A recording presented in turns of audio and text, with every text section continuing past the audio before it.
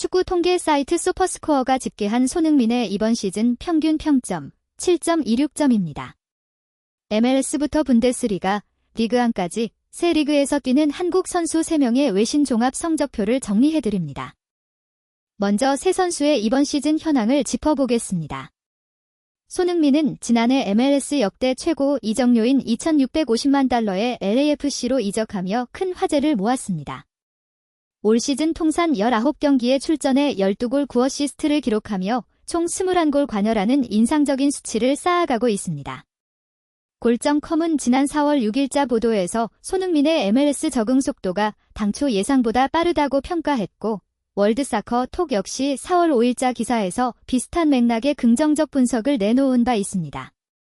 김민재는 바이에른 뮌헨에서 분데스리가 주전 센터백으로 시즌을 소화하고 있으며, 이강인은 파리 생제르맹 소속으로 리그앙 무대에서 출전 기회를 꾸준히 이어가고 있습니다. 이제 손흥민의 구체적인 외신 평점을 살펴보겠습니다. 축구 통계 전문 사이트 소퍼스코어는 올해 4월 30일 업데이트 기준으로 손흥민의 시즌 평균 평점을 7.26으로 집계했습니다. MLS 공격수 부문에서 상위권에 해당하는 수치입니다. 특히 LAFC의 도스 산토스 감독은 손흥민에 대해 여러 차례 공개적으로 높은 평가를 내린 것으로 보도되었습니다.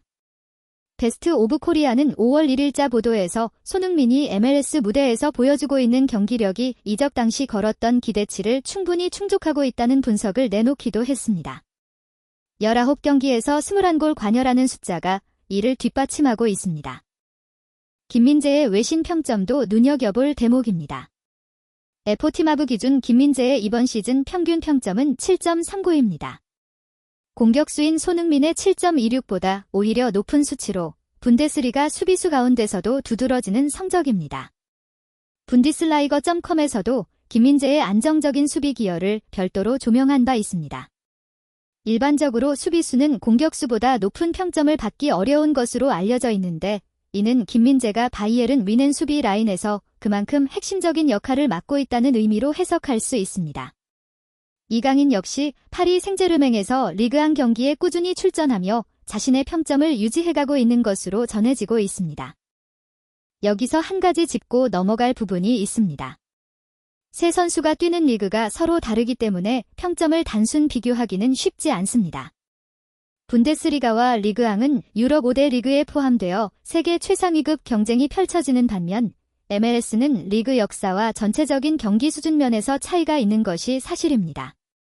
평점을 산출하는 소퍼스코어와 에포티마브 같은 통계 플랫폼들도 리그별 상대 난이도를 반영하는 방식이 조금씩 다른 것으로 알려져 있습니다. 따라서 같은 7점대라 하더라도 어느 리그에서 기록한 것인지에 따라 해석이 달라질 수 있습니다. 다만 세 선수 모두 소속 리그에서 7점대 이상을 꾸준히 유지하고 있다는 점은 분명히 주목할 만한 성과입니다. 외신 평점 사이트 간 비교도 흥미롭습니다. 소퍼스코어는 패스 성공률이나 슈팅, 드리블 같은 공격 지표에 비교적 높은 가중치를 두는 편이고, 에포티마브는 수비 기여도와 듀얼 성공률도 균형 있게 반영하는 것으로 알려져 있습니다. 공격수인 손흥민이 소퍼스코어에서 7.26, 수비수인 김민재가 에포티마브에서 7.39를 기록하는 구도가 이런 채점 방식의 차이에서 비롯된 것으로 볼 수 있습니다. 이강인의 경우 리그앙 내에서 경쟁이 치열한 공격진 속에서도 출전 시간을 확보해가며 평점을 쌓고 있는 것으로 전해지고 있습니다. 결국 세 선수 모두 각자의 리그에서 팀 내 주요 전력으로 인정받고 있다는 것이 외신들의 공통된 시각입니다. 본 영상은 해외 보도 인용 정리이며 특정 정치적 주장을 담지 않습니다. 다음 편에서는 해외파 한국 선수들의 여름 이적 시장에 대한 외신 전망을 정리해드리겠습니다. 세계가 지금 한국을 이렇게 본다. 호리병 TV였습니다.